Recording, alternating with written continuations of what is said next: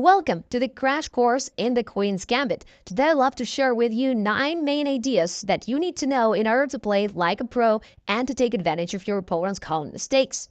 White begins the Queen's Gambit by playing pawn to c4, offering this Gambit pawn. And the very first mistake of Black, which is very common, is to accept the Gambit and to give up their center. Now, what is wrong with Black capturing this pawn? I think there is a very common misunderstanding here, so let me explain it straight away. Now, in an opening, generally speaking, you wish to develop pieces, castle, and occupy the center, meaning you want to establish your control over these 4 squares. And by offering this bait on c4, White is trying to drag Black out of the center, and if Black accepts the Gambit, White achieved their mission successfully. Now, Black usually does not really recognize that because they think, oh, what's wrong with just capturing a free pawn? And even if White ever gets this pawn back, that will be just an exchange of a pawn for a pawn. Like, what's wrong with that? But the wrong thing about this is that White will be able to grab the center and to establish their dominance.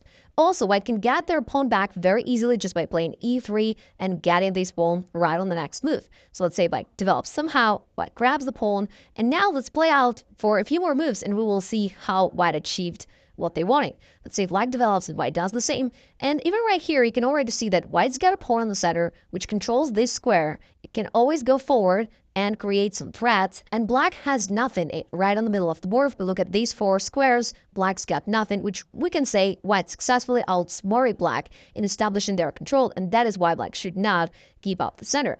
By the way, let me also share one tactical idea here. Quite often your opponents will throw this bishop out of here to g4, trying to pin the knight.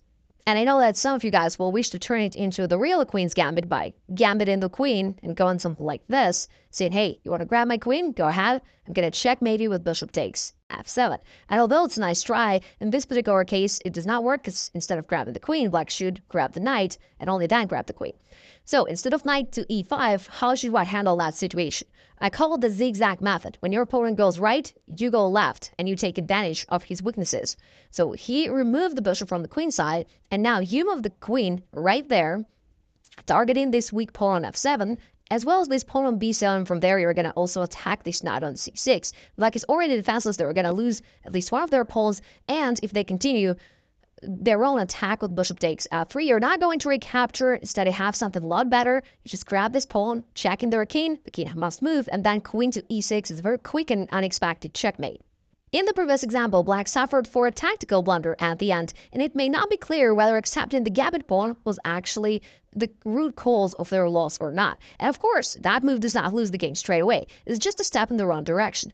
So let me show you how the game can play out if both sides just play most expected moves. So let's say both sides just develop, Black plays safe, White does the same. Now White develops. At this point, Black needs to figure out how to develop this bishop because it's blocked by this pawn. So let's say they decide to fianchetto counterweight, and now is the moment of truth. White can already grab the center and put both pawns right there, establishing control over this white territory, and that is the ideal setup that you'd love to achieve in any opening, basically. Now let's say Black goes bishop b7, that also attacks this pawn twice, therefore White needs to defend it, and now Black develops somehow.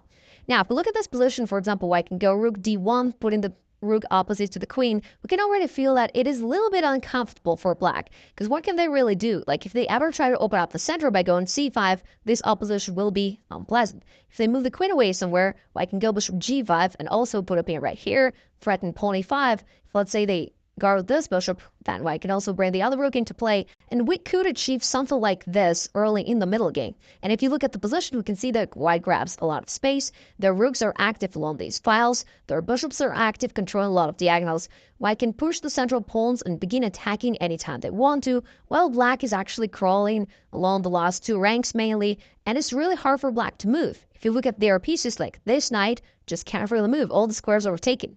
Right? You can only move backwards, which wouldn't make that much sense anyway. Same thing, this bishop can hardly move and can't do really anything. This knight does not have any active squares to go to. Again, it can only go somewhere to the edge, and it's meaningless anyway.